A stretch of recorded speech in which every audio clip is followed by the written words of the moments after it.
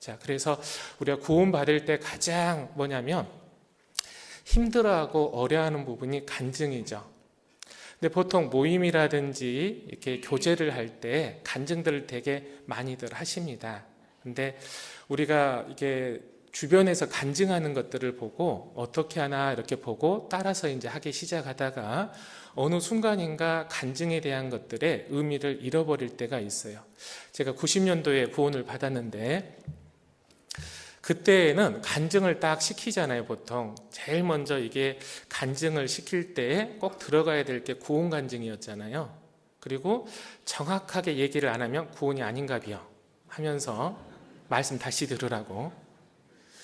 그 당시에는 이게 간증이 뭔지, 신앙생활을 어떻게 해야 되는 건지 아마 교회를 좀 다닌 분들은 아시겠는데 대부분 잘 모릅니다. 그리고 간증이라는 것 자체를 갖다 옆에 누가 하는지 이렇게 자세히 보고 나중에 흉내 내다가 삶에 대한 부분들을 얘기하는데 주로 많은 분들이 기도 부탁을 하는 경우들이 많이 있어요. 근데 기도 부탁도 하나의 뭐 간증으로 볼 수도 있겠지만은 우리가 오늘 말씀들을 통해서 서로 교제할 때 진짜 간증다운 간증들을 함으로써 더욱더 신앙의 열매들을 맺어갔으면 합니다. 자, 16절 다시 볼까요? 자, 16절 시편 66편 16절입니다. 하나님을 두려워하는 너희들아. 감사합니다. 같이 읽어주셔서. 자, 하나님을 두려워하는 자들아 다 내게 와서라고 되어 있죠. 자, 두려워한다라는 것 자체는 무섭고 두려워한다 이런 뜻이 아니라 하나님을 경외한다라는 뜻인 거예요. 그러니까 하나님을 경외하는 사람 다 오라라는 뜻인 거죠. 그리고 이 이야기를 들으라라고 얘기합니다. 뭐에 대해서 들으라고 하냐면 그 뒤에 내 영혼을 위하여 하나님께서 행하신 일을 선포함을 들어라 라고 얘기하죠. 그러니까 하나님이 내 삶 가운데 인도하시는 그 모든 일들을 들으라 라고 얘기합니다. 이게 간증인 거예요. 그래서 간증은 실은 내 이야기를 하는 것이 아니라 하나님이 내 삶을 어떻게 이끌어가고 어떻게 삶을 부여하고 있는지, 또 간섭해서 나의 어리석음과 죄들을 벗게 하는지, 그리고 선을 따라서 행함으로써 하나님의 축복을 어떻게 받는지 들으라 이 뜻이에요. 이게 간증인 거예요. 보편적으로 우리는 우리의 이야기들을 많이 하려고 합니다. 근데 구원받으면 나의 이야기가 아닌 하나님이 행하신 그 일들을 선포하는 거예요. 그게 간증이에요. 근데 보통 간증을 하려고 하다 보면은 내가 살아왔던 삶들을 얘기하려고 하니까 교회라는 이 구별된 무리 가운데에서 내 삶을 얘기하기는 부끄러울 때가 많이 있는 거예요. 그러다 보니까 뭐예요? 간증을 꺼려하는 거죠. 때로는 간증이 부담이 돼서 나 모임 안 나가. 또 모임에 간증을 갖다 시켰다고 해서 교회 안 나가. 이런 분들도 있어요. 이거는 생각을 바꾸셔야 됩니다. 우리는요, 이 구원 받았을 때 하나님의 은혜로서 구원받은 게 틀림없는 거고, 그리고 우리는 하나님께 기속이 되어 있기 때문에, 즉 자녀로서 기속이 되어 있기 때문에 하나님의 그 말씀의 계획 가운데 살아갈 수밖에 없는 거거든요. 그러면 그 삶의 자세에 대해서 간증하라는 거예요. 근데 보편적으로 우리가 세상에 살아가다 보면은 익숙하고 편안한 사람들에게 이런저런 얘기를 하잖아요. 때로는 욕도 할 수도 있잖아요. 이제 구원받은 지 좀 되면은 안 하겠지만 막 구원받으면 구습들이 벗어지지 아니함으로써 이게 기존의 습관처럼 하는 경우들이 있다라는 겁니다. 근데 그런 것들을 하려고 하다 보니까는 부담이 되는 거예요. 간증은 하나님이 내게 행하신 일들을 선포하는 게 간증이다라고 말하고 있는 겁니다. 그래서 내 얘기하는 게 아니니까 남의 얘기하기는 쉬워요, 어려워요, 다들? 남 험담하는 거 되게 잘하잖아요.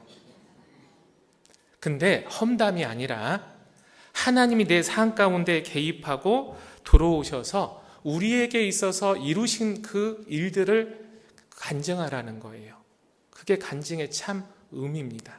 자, 히브리서 볼까요? 히브리서 13장입니다. 히브리서 13장 15절. 이러므로 우리가 예수로 말미암아 항상 찬미의 제사를 하나님께 드리자. 이는 그 이름을 증거하는, 같이 읽어볼까요? 입술의 열매니라.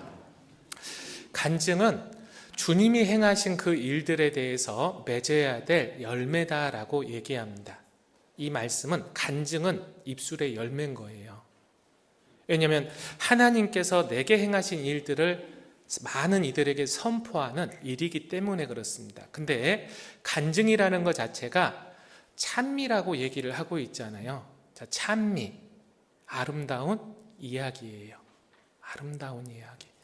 세상에서 가장 아름다운 이야기가 뭐예요? 간증이에요. 간증. 어떤 경관들, 아니면은 사람의 아름다움의 외모, 어떤 사랑의 이야기, 이런 부분이 아니라 주님이 나를 사랑하고 내 삶을 이끌어가고 그 가운데에서 경험했던 하나님의 일들을 선포하는 이야기야말로 이 세상에서 가장 아름다운 이야기다라고 말하는 겁니다. 그래서 간증은 가장 아름다운 것들을 많은 이들에게 선포하는 거다라고 말하는 거예요. 보통 삶을 살아가다 보면 기도의 응답을 하나님께 영광을 돌리는 경우들이 있잖아요. 가장 아름다운 이야기입니다. 내가 죄 가운데 빠졌을 때 하나님이 징계 내리고 회복시켜서 더욱더 말씀 앞에 살아갈 수 있도록 간증하는 것, 가장 아름다운 이야기예요. 구원은 말할 것도 없고 그 아름다운 이야기를 하라는 겁니다. 근데 우리는 그 아름다움이라는 걸 미처 생각을 못하는 거예요. 아름다운 곳에 거하고 아름다운 것을 들으라고 하고 있는데 그것을 부담스럽게 생각해서는 안 되겠죠. 물론 처음 구원받고 신앙생활 한 지 얼마 안 된 분들에겐 배려 차원에서 항상 배려해 줘야 될 필요는 있을 겁니다. 죽어도 해야 돼 이러면 안 되고요. 아름다운 이야기를 익숙해지면, 또 욕심이 있기 때문에 익숙하지 않으면 불편할 수 있는 거잖아요. 그래서 기다려주고 그 다음에 그 이야기를 할 수 있도록 주변 형제 자매님들이 그 아름다운 이야기로 채우라는 겁니다. 그러면 그 아름다움에 젖어서 아름다움을 얘기를 한다라는 거예요. 자, 다시 15절 볼까요? 이러므로 우리가 예수로 말미암아 항상 찬미의 제사를 하나님께 드리자. 제사를 드리자라는 겁니다. 자, 제사를 드리자라는 것 자체는 내 이야기를 드리라는 게 아니라 하나님께 드렸던 것들을 이야기하라 이 뜻이에요. 자, 우리가 하나님을 위해서 행했던 일들, 그 일들을 간증으로서 행하라라고 얘기를 하고 있는 겁니다. 주님을 위해서 살았던 이야기들 많잖아요.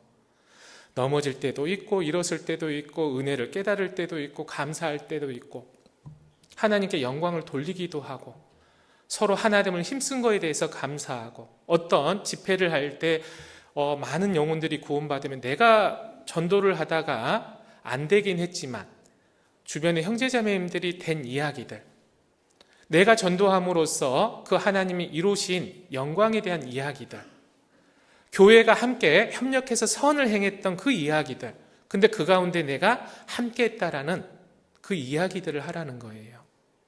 그 이야기들을. 그게 가장 아름다운 일 아닌가요? 그래서 간증 자체는 우리가 부담이 될 수는 있지만은 주님을 위해서 살아간다라면 마땅히 그리스도인으로서 행해야 될 입술의 열매임을 말해주고 있는 겁니다.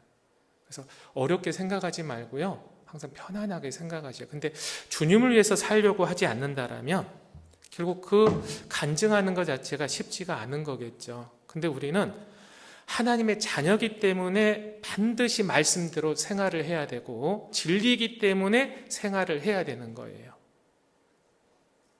과거에 머물러서는 안 되는 거고요. 정말 우리가 살아가면서 그 이야기들, 보통 믿음을 따라서 살아간다라면 할 이야기들이 되게 많이 있습니다.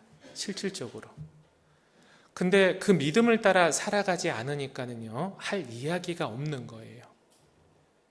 이 말은 우리의 삶들을 돌아보라는 뜻입니다. 한 주 동안에, 한 달 동안에 우리는 말씀을 통해서 늘 살아가고 있는데 할 이야기가 없다? 돌아봐야 되는 거 아닐까요? 말씀을 묵상하고 그 말씀을 삶 가운데 진리니까 행해야 되고, 자녀로서 의무와 책임과 도리가 있기 때문에 살아가다 보면 정말 그 모든 부분에 있어서 할 이야기들이 우리는 너무너무 많이 있다라는 겁니다.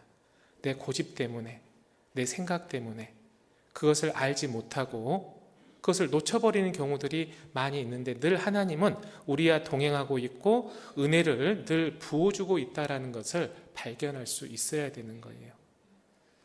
그것을 발견하기 위해서는 우리가 믿음이 존재하지 않는다라면 보기가 어렵습니다. 육신의 눈으로는 도저히 볼 수 없는 영역인 거예요. 그래서 의인은 믿음으로 말미암아 살리라 라고 얘기한 것이 진리라는 것을 믿으라는 겁니다. 알지 말고 믿으라는 거예요. 믿고 살아가다 보면 그 하나님의 행하신 그 모든 일들이 보이게 되어 있어요. 욥은 그 고난 가운데 귀로 듣기만 하였었더니 이제는 눈으로 주를 배움나이다 라고 스스로 그 고난의 끝자락에서 본인의 그 하나님의 영광을 간증을 했습니다. 믿음이라는 것 자체는 저절로 생기는 게 아니라요, 고난을 통해서 믿음을 연단하고 믿음을 만들어 간다라는 거예요. 그리고 그 믿음이 가장 아름다움을 볼 수 있게 만듭니다. 삶의 가치가 달라져요.